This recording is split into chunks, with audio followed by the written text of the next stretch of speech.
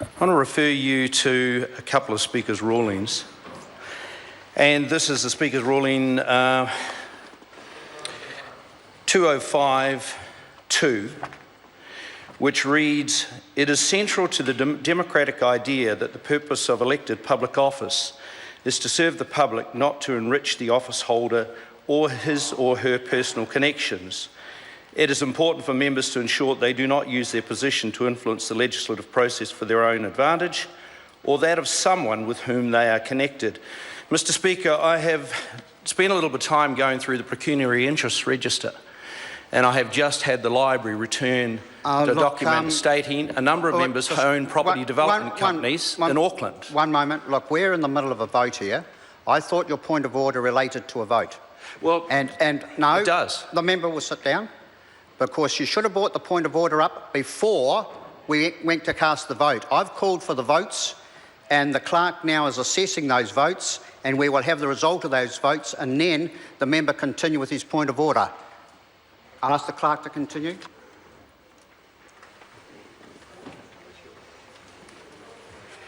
Members, the ayes are 63, the noes are 56. The motion is agreed to.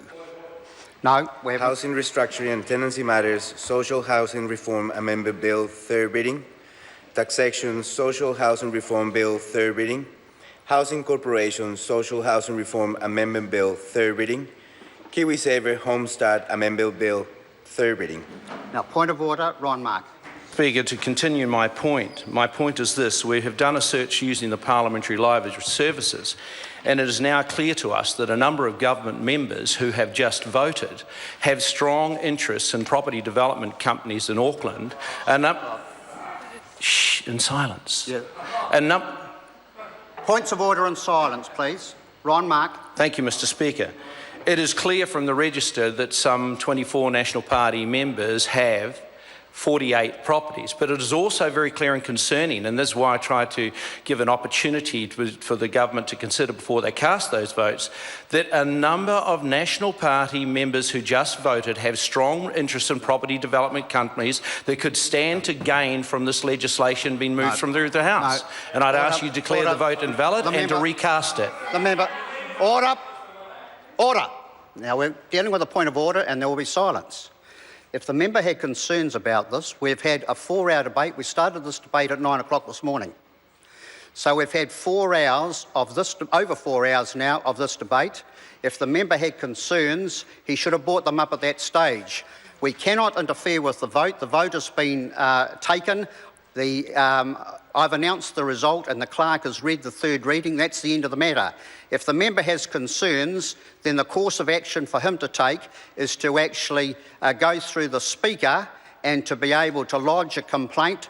If you feel that there's some grievances here, then this is what Privileges Committee is about, and what you'd be able to do is to lodge through that avenue, but not interfere with the process of this House, because it's not a process matter that this House can concern itself with. We move on. No, point of order, Ron. New point of order. Then, Mr. Speaker, I have also received reports of a number of government MPs having been seen outside of the House. So on that basis, I'm going to ask to move that a personal vote be called in accordance with in accordance with Standing Order 144. No, I've concluded the vote. It's all finished. And if the member had concern, as I mentioned earlier, he should have brought it up earlier. Once we have taken the vote, once I have announced the result and the clerk has read the third reading, that is finished. That is the end of the matter. That's how we've always operated, and there's no recourse to that. We are now moving on, because your point of order is out of order. If you're relitigating what I've said, Mr. Mark, that will be a very serious matter as far as the House is concerned. I understand and appreciate that, sir. But I did raise a point of order prior to the third reading for your announcement, and I did attempt to get that through to you, and you overruled and moved forward. My run sheet... Look, you interfered.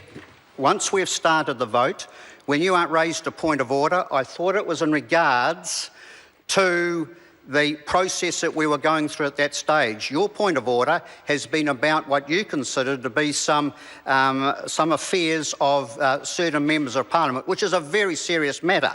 A very serious matter. It's an allegation that this House would take very, very seriously, and why I have considered that this is a matter that you need to go and lodge through the Privileges Committee if you feel aggrieved by it. Now, as far as the vote's concerned on this bill, we have finished that, and I will not entertain any further discussion on it. The matter is finished. So we now move to the next bill on the paper.